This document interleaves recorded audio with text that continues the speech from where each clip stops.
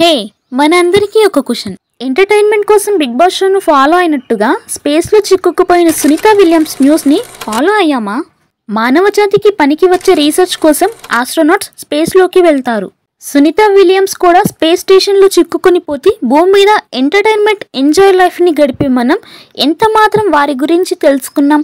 వినోదంతో భాగంగా ఒక హౌస్లో కొందరు చేసే అల్లరి, గేమ్స్, న్యూసెన్స్, గొడవలు చూపిస్తూ ఎందుకు పనికిరాని వాటిని ఎంతో ఇంట్రెస్టింగ్గా చూస్తూ ఉంటాం. సునీత గారు అంతరిక్షంలో గడిపిన టైంపై టీవీలో వస్తే ఆ న్యూస్కి ఇంకా మెయిన్గా మన ప్రాంతంలో అయితే టీఆర్పీ రేటింగ్స్ ఏ రేంజ్లో ఉంటాయో ఇంకా చెప్పనవసరం లేదు.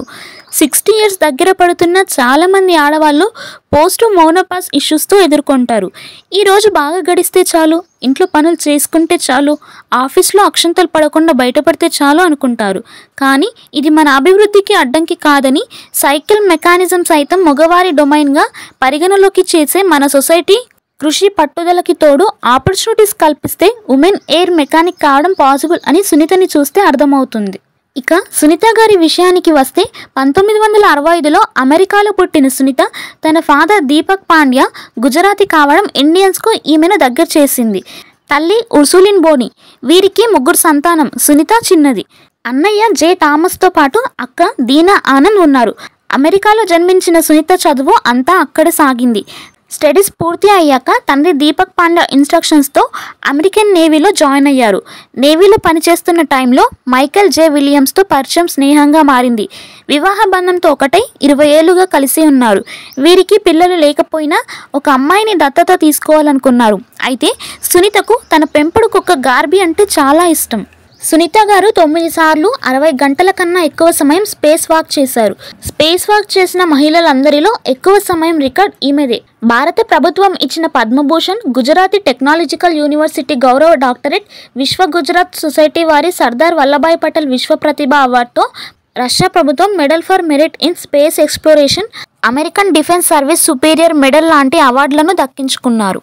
సునీత విలియమ్స్ నేవీలో డైవింగ్ ఆఫీసర్గా పనిచేశారు. ఆమె 2770 కన్నా ఎక్కువ గంటల పాటు విమానాలను నడిపారు. నాసాలో అంతరిక్ష ప్రయాణానికి సంబంధించిన ట్రైనింగ్ తీసుకున్నారు. 2006-2007లో STS-116 మిషన్ ద్వారా ఫస్ట్ టైం ఇంటర్నేషనల్ స్పేస్ స్టేషన్కి వెళ్ళి అక్కడ 195 రోజులు గడిపారు. ఆ తరువాత 2012లో ఎక్స్పిడిషన్ 32లో మరోసారి అంతరిక్షం చేరుకుని అక్కడ ప్రయోగాలు చేశారు. 2006లో మొదటిసారిగా తనతో పాటు భగవద్గీతను అంతరిక్ష కేంద్రానికి తీసుకువెళ్ళింది. 2012లో ఓం సింబల్ని తీసుకువెళ్ళినట్టుగా చెప్పిన సునీత విలియమ్స్ గణేష్ విగ్రహాన్ని ఎప్పుడు తనకు తోడుగా తీసుకువెళ్తుందట.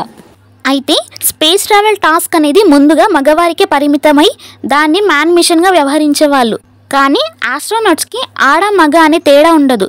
ఇద్దరూ ఒక రకమైన శక్తితో ఉంటారు. ఇంకా చెప్పాలంటే ఫిజికల్గా అండ్ మెంటల్గా మగవారి కన్నా ఆడవారే స్ట్రాంగ్. అందుకే ఇప్పుడు దీన్ని హ్యూమన్ మిషన్ పేరుతో జెండర్ న్యూట్రల్ చేశారు. ఫిజికల్గా అండ్ మెంటల్గా స్ట్రాంగ్ ఉన్న వాళ్ళని స్పేస్లోకి సెలెక్ట్ చేసుకోవడం జరుగుతుంది. టెక్నికల్ ప్రాబ్లమ్స్ దగ్గర నుంచి అక్కడ సిచ్యువేషన్ అనుకోని ప్రాబ్లమ్స్ ఎదురైనప్పుడు దాని నుండి బయటపడే వరకు ట్రైనింగ్లో చాలా టఫ్ ఉంటుంది. ఆస్ట్రోనాట్ సేఫ్టీ అనేది చాలా ముఖ్యం. అందుకే ఒకవేళ మిషన్ ఫెయిల్ అయినా స్పేస్ షిప్ నుంచి ఎలా తప్పించుకోవాలనేది కూడా ట్రైనింగ్ ఇస్తారు. ఇది వాళ్ళ ఫిజికల్ అండ్ మెంటల్ ఎబిలిటీ మీద డిపెండ్ అయి ఉంటుంది. వీటన్నిటిలో సునీత విలియమ్స్ పర్ఫెక్ట్ కాబట్టి స్పేస్ స్టేషన్కి వెళ్లారు. సునీత తల్లి బోని పాండ్యా తన కూతురు గురించి అంతరిక్షంలో ఉండటంపై మాకు ఎలాంటి ఆందోళన లేదు, విధి నిర్వహణలో భాగంగా కష్టపడి పనిచేస్తుంది. కూతురు నుండి చాలా కాలం దూరంగా ఉండటం మొదట్లో కష్టమయ్యేది, కానీ ఇప్పుడు అది అలవాటైందని ఆమె చెప్పారు. సబ్స్క్రైబ్ చేసుకోకపోతే ఇలాంటి ఇంట్రెస్టింగ్ మోర్ ముచ్చట్లను కోల్పోతారు. మిగతా విషయాలు నెక్స్ట్ పార్ట్లో తెలుసుకుందాం. Bye bye, have a great day.